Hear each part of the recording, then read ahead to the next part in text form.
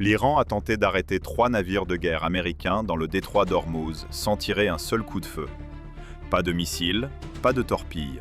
Seulement 3 vedettes rapides, 45 nœuds de vitesse et la géométrie la plus dangereuse qui soit dans des eaux confinées. 3 petites coques pénétrant l'espace occupé par 3 destroyers en formation serrée dans le couloir le plus surveillé de la planète, avec un trafic marchand dans tous les angles et aucune marge pour les erreurs. Le plan n'était pas de couler les navires américains, c'était de forcer la rupture de formation. Un destroyer qui vire brusquement pour éviter une collision dans le détroit d'Ormuz est un destroyer qui a abandonné sa voie de transit. Une voie de transit abandonnée, c'est une image. Une image, c'est une victoire sans tirer. L'Iran l'avait déjà tenté. L'Iran l'avait calculé avec précision pendant des années. Et à 5h41, heure locale, l'aube à peine naissante sur l'eau, les pétroliers transformant le chenal en labyrinthe d'acier flottant, il a tenté à nouveau. Ça n'a pas fonctionné. Non pas parce que les Américains possédaient une arme qu'Iran ne pouvait pas contrer, mais parce que les 3 destroyers ont fait quelque chose qu'Iran n'avait pas pu anticiper complètement. Ils n'ont pas bougé. Pour comprendre pourquoi maintenir la formation dans le détroit d'Ormuz face à 3 vedettes iraniennes à 45 nœuds est plus difficile que de lancer un intercepteur SM-3 contre un missile balistique, il faut comprendre la géométrie spécifique de ce qu'Iran était en train de construire. Le détroit d'Ormuz mesure 33 km de large en son point le plus étroit. Le chenal de navigation, utilisable pour les navires à fort tirant d'eau, est d'environ 3 km. 3 destroyers en formation de transit occupent la majeure partie de ce chenal. Il n'y a pas de marge pour des manœuvres évasives larges. Il n'y a pas d'espace pour se séparer sans rompre la formation ou entrer dans le couloir du trafic marchand en sens inverse. Les 3 vedettes iraniennes n'attaquaient pas le chenal. Elles attaquaient la géométrie du chenal. Une vedette positionnée dans l'arc de proue du destroyer de tête forçait le commandant à choisir entre maintenir le cap en risquant la collision ou virer en perdant le couloir. La deuxième vedette se positionnait dans le secteur bâbord de l'espace entre le premier et le deuxième navire, menaçant l'intervalle de formation. La troisième attaquait l'espace entre le deuxième et le troisième destroyer par l'arrière. Pas 3 menaces. Un système de pression à 3 vecteurs conçu pour faire s'effondrer la formation de l'intérieur. C'était sophistiqué, c'était délibéré, et ça fonctionnait durant les premières minutes de l'engagement. À 5h41, le centre d'information de combat du navire de tête signalait 3 contacts de surface rapides dans le secteur 031 en approche. Vitesse initiale 28 nœuds en augmentation. Pas de signal AIS, pas de marquages commerciaux, pas d'équipement de pêche visible. Seulement 3 coques basses sur l'eau avec des sillages durs et des trajectoires directes vers la formation américaine. Le commandant du navire de tête donna le premier ordre sans élever la voix. « Appel radio de passerelle à passerelle !» La communication fut transmise sur les fréquences maritimes internationales en anglais, puis en farsi avec la prononciation de formules maritimes préparées spécifiquement pour ce type d'engagement.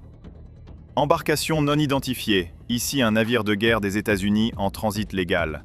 Vous approchez à vitesse dangereuse. Modifiez votre cap immédiatement. Pas de réponse. Les vedettes continuèrent d'approcher. À 5h44, la vedette la plus proche passa à l'intérieur de 6000 nautiques. Les optiques longue portée la saisirent nettement. Pont ouvert. Équipage en casque et gilet. Une arme montée à la poupe. Une autre structure à la proue qui pouvait être un lanceur, ou un équipement fixé pour paraître ambigu à distance, ou les deux. L'ambiguïté faisait partie de la pression. Tout le monde sur la passerelle le savait. Le commandant maintint les yeux vers l'avant. Ne pas surréagir. C'était le défi à Ormuz. Pas de voir le danger, l'interpréter correctement et rapidement. La deuxième vedette se déplaçait plus vers l'extérieur, testant si le navire américain céderait le chenal. La troisième continuait de presser l'intervalle entre le deuxième et le troisième destroyer par l'arrière. Pas un essaim aléatoire, une pression mesurée en nœuds et en mètres. À 5h47, le commandant donna l'ordre suivant. Préparez le lancement de l'hélicoptère à la vapeur. Le MH-60R Seahawk s'éleva du pont arrière dans l'aube pâle, sans monter haut, se maintenant bas au-dessus de l'espace de combat, à quelques mètres seulement au-dessus de la ligne de flottaison, là où l'équipage pouvait voir la géométrie exactement telle qu'elle était. Le tableau était pire que depuis la passerelle. Une vedette fonçant vers l'arc de proue du destroyer de tête. Une deuxième courant sur l'extérieur du travers, attendant que le navire américain vire. La troisième exactement là où l'on craignait, coupant vers la jonction entre le deuxième et le troisième bâtiment de guerre. Hawk 1 confirme armement monté sur au moins 2 embarcations. Le Seahawk transmit le premier avertissement aérien en anglais, puis en formule maritime en farsi. Vedette rapide iranienne. Ici, un hélicoptère de la marine des États-Unis. Vous opérez de manière dangereuse à proximité de navires de guerre de la coalition en transit légal. Modifiez votre cap maintenant. Pas de réponse. La vedette la plus proche augmenta la vitesse. À 5h51, la deuxième vedette iranienne commit la première erreur qui allait changer l'issue de l'engagement. En tentant de presser vers l'intérieur de la formation tout en évitant le sillage d'un pétrolier à déplacement lent, elle pénétra dans des eaux agitées au mauvais angle. La proue se souleva, heurta durement et toute l'embarcation dévia sur le côté pendant une seconde. Depuis le ciel, le Seahawk capta le moment nettement. Un marin trébucha. L'arme montée pivota hors de position. La vedette se rétablit, mais sans grâce. Ce vacillement importait. Il démontrait quelque chose que chaque marin américain soupçonnait déjà. Les Iraniens poussaient exactement jusqu'à la limite du contrôle. Et dans des eaux encombrées à cette vitesse, la limite du contrôle est l'endroit où les gens meurent. À 5h53, la vedette la plus proche était si proche qu'on pouvait distinguer les mouvements individuels des membres d'équipage à travers les optiques grossissantes. Le commandant donna l'ordre suivant avec le même ton plat qu'il avait utilisé toute la matinée. Avertir tous les navires. La posture de protection de la force est relevée. Personne ne tire à moins que je le dise ou que l'intention hostile soit indubitable.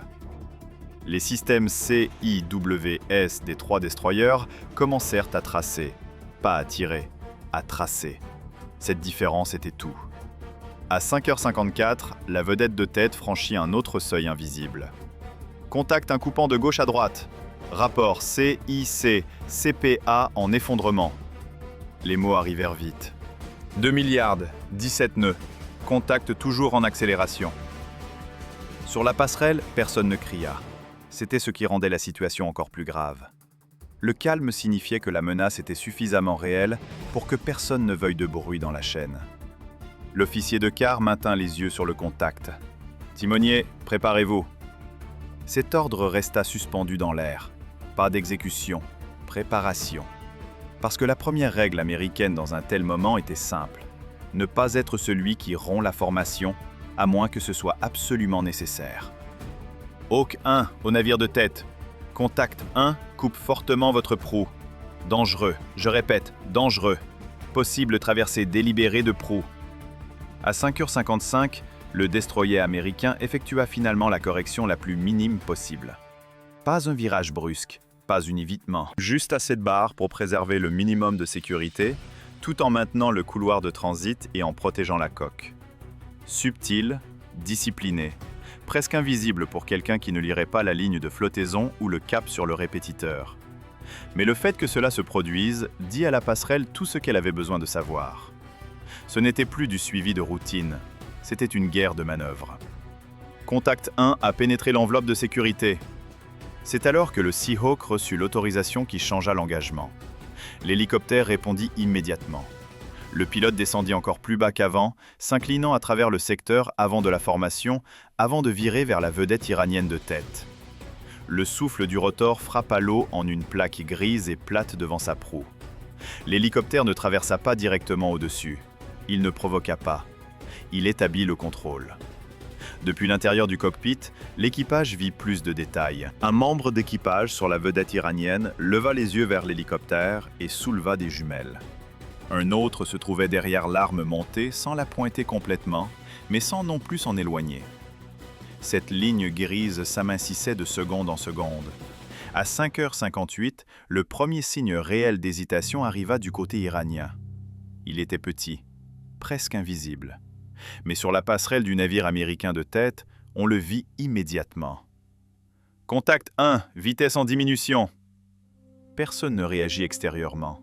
Le commandant ne sourit pas. L'officier de quart ne détendit pas les épaules. Au centre d'information de combat, personne ne prononça le mot « recul », parce qu'à Ormuz, personne ne fait confiance à une pause avant qu'elle dure suffisamment longtemps pour devenir un schéma. Pourtant, le changement était réel. La vedette iranienne de tête ne chargeait plus au même angle. Son sillage s'était raccourci. Sa proue ne coupait plus directement à travers la trajectoire projetée du destroyer. Au lieu de cela, elle commençait le type de dérive superficielle vers l'extérieur qui donnait à son équipage une dénie plausible tout en donnant aux navires américains exactement ce dont ils avaient le plus besoin. De l'espace. C'était la formulation que la passerelle attendait, pas une retraite, pas une reddition. Ne maintient plus la géométrie d'interception.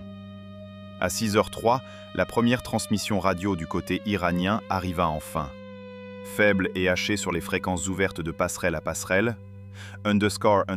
quote 15 __, trop tard pour avoir de l'importance.